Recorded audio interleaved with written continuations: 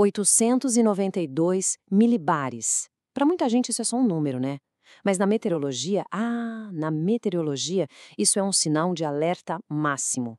Quanto mais baixo esse número, mais poderosa é a tempestade.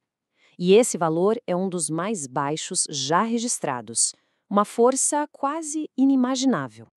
Então, vamos contar a história por trás desse número. A história da tempestade que gerou essa marca e que acabou reescrevendo os livros de recordes. Hoje a gente vai fundo na anatomia do furacão Melissa, essa super tempestade que marcou e muito o ano de 2025. Para começar, é importante ter uma noção da escala do que estamos falando. Olha, o Melissa não foi só mais um furacão, foi um evento meteorológico que entrou para a história. Basicamente, o furacão Melissa foi um ciclone de categoria 5, o nível máximo que existe. E ele deixou um rastro de destruição catastrófica no seu caminho pelo Caribe. Mas, como é que um sistema climático vira um titã desses? Como ele nasce? Vamos voltar um pouco e ver como tudo começou, desde uma simples onda tropical até virar esse monstro.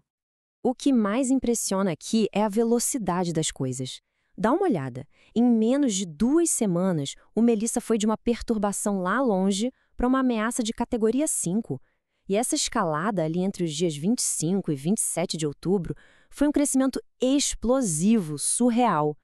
Tá, mas o que causou essa aceleração toda? Foi tipo uma tempestade perfeita, sabe? No começo ela estava meio contida, sem muita força. Mas aí ela encontrou as águas do Caribe, que estavam excepcionalmente quentes. E ao mesmo tempo, o tal do cisalhamento do vento, que funciona como um freio para furacões, diminuiu. Foi como dar combustível de foguete para a tempestade. Ok, com um monstro desse se aproximando, a pergunta muda de como ele se formou para e agora, o que a gente faz? Vamos ver como as nações que estavam na rota dele correram para se preparar para o impacto. E a resposta foi massiva e urgente. Na Jamaica, o país praticamente parou. Em Cuba, só numa província, 145 mil pessoas tiveram que sair de casa. Isso já dá uma ideia da gravidade. Até a base naval americana em Guantánamo foi esvaziada. Foi literalmente uma corrida contra o tempo. E aí? O momento chegou. Toda aquela teoria meteorológica se tornou uma realidade. E uma realidade brutal. Vamos agora para o momento do impacto, quando Melissa finalmente tocou a terra. O primeiro grande alvo foi a Jamaica. E não foi um impacto qualquer, não. O Melissa chegou com força total. Categoria 5, ventos de quase 300 km por hora. Com isso, ele se tornou oficialmente o furacão mais forte a atingir a Jamaica em toda a história. As descrições que vêm das fontes são assustadoras. A palavra que usaram foi dizimadas. Não é danificadas, é dizimadas. Prédios inteiros simplesmente não aguentaram. E a devastação fica ainda mais real quando a gente olha para os detalhes, né? O teto de um hospital foi arrancado, uma região inteira descrita como submersa. Mais de 500 mil de pessoas sem luz. E essa imagem de casas debaixo d'água até o telhado é simplesmente avassaladora. Mas a jornada de destruição não parou na Jamaica. A próxima na mira era Cuba.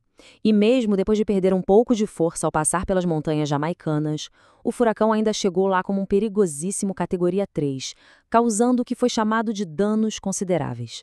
E aqui, olha só esse número, quase 1 milhão de casas, 992 mil, danificadas ou completamente destruídas. É uma escala de perda de gente desabrigada que é até difícil de imaginar. E claro, a perda mais trágica de todas é a de vidas. Esse quadro resume o custo humano da tempestade.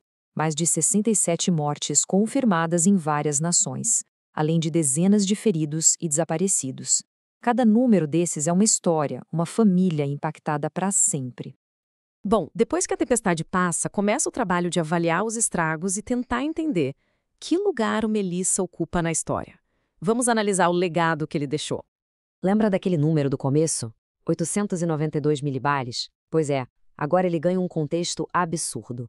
O Melissa está empatado com o lendário furacão de 1935 como o mais intenso a atingir a costa do Atlântico, medido pela pressão. É um evento que acontece, sei lá, talvez uma vez a cada século. E a lista de recordes não para por aí. Ele foi o ciclone mais forte do planeta em 2025.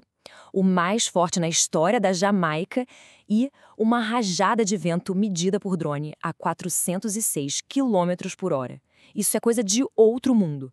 Por vários critérios diferentes, o Melissa foi um evento extremo. Ponto final. Diante de uma catástrofe desse tamanho, claro, a comunidade internacional se mobilizou.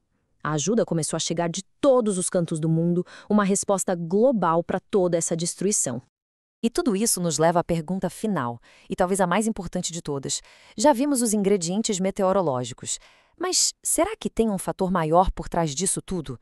O que fez essa tempestade ser tão absurdamente poderosa?